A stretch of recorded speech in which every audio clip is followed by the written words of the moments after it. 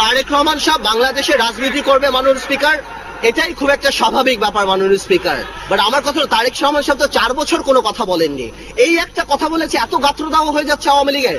তো যাদের গাত্রদাহ হচ্ছে তাদের উদ্দেশ্যে বলতে চাই মাননীয় speaker, it is the reality যে তারেক রহমান ফেরত আসবে and you'll see more of Tarique Rahman. এবং তারেক রহমান কি রাজনীতি করার অধিকার রাখে কি রাখে না এটা জনগণ ঠিক করবে। যেদিন বাংলাদেশে তারেক রহমান নামবে সেদিনে দেখা যাবে যে বাংলাদেশে কি হয় না হয়। তত্ত্বাবধায়ক সরকার নিয়ে এক বলি, মানুষের তত্ত্বাবধায়ক জন্ম কোথায়? 1991-এ দুইটা দলের মিউচুয়াল রেসপেক্ট যখন ছিল না, দুই দলের মধ্যে যখন বিশ্বাস ছিল না, তখনই তত্ত্বাবধায়ক সরকার আসছে। স্পিকার, আজকে কি আপনি মনে করেন দুই দলের সম্পর্ক ভালো? স্পিকার, আমরা জেল খেটেছি শুধুমাত্র শেয়ার মার্কেটের বিরুদ্ধে বক্তৃতা দিয়ে।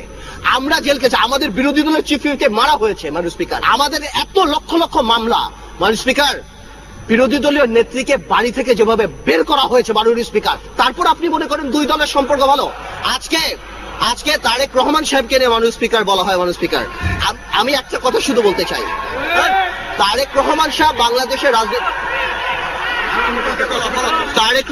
বাংলাদেশে রাজনীতি করবে মাননীয় স্পিকার, এটাই খুব একটা স্বাভাবিক ব্যাপার মাননীয় স্পিকার। বাট আমার কথা হলো তারেক রহমান সাহেব তো 4 বছর কোনো কথা বলেননি।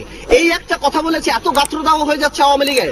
যাদের গাত্রদাহ হচ্ছে তাদের উদ্দেশ্যে বলতে চাই মাননীয় speaker, it is the reality যে তারেক রহমান ফেরত আসবে and you'll see more of Tarique Rahman. এবং তারেক রহমান কি রাজনীতি করার অধিকার রাখে কি রাখে না এটা জনগণ ঠিক করবে। যেদিন বাংলাদেশে তারেক রহমান নামবে সেদিনে দেখা যাবে যে বাংলাদেশে কি হয় না হয়। মাননীয় স্পিকার,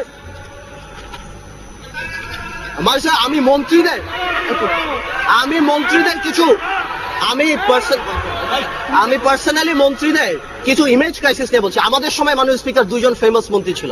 একজন ছিল আল্লাহর মাল আল্লাহ নিয়ে গেছে, আরেকজন মন্ত্রী ছিল উই আর লুকিং ফর শত্রুস। অনেক কন্ট্রোভার্সি ছিল এই আমলে মাননীয় স্পিকার। কালো বিড়াল ধাক্কা দিয়ে নাকি বিল্ডিং ফেলে দেওয়া যায় মাননীয় স্পিকার। আপনি কল্পনা করেন একটা মন্ত্রী সাহেব যদি বলে ধাক্কা দিয়ে বিল্ডিং ফেলা যায়, তাহলে তার মেন্টাল ক্যাপাসিটির কি অবস্থা? তাহলে এই মন্ত্রণালয়টা কত রিচ। এনিওয়েজ, কেউ বলে ধাক্কা দিয়ে ফেলা যায়, কেউ বলে কারো বেলাল, কেউ বলে চোখ উঠিয়ে ফেলবো, কেউ বলে কম খান, কেউ বলে আবার বিলবোর্ডের পোস্টার দেখে নাকি অ্যাক্সিডেন্ট হয়। এবং আমাদের উপদেষ্টা সাহেবরা কেউ হলমার্কের সাথে আছেন, আমাদের আবুল হোসেন সাহেব বাংলাদেশের প্রুভেন অনেস্ট ম্যান।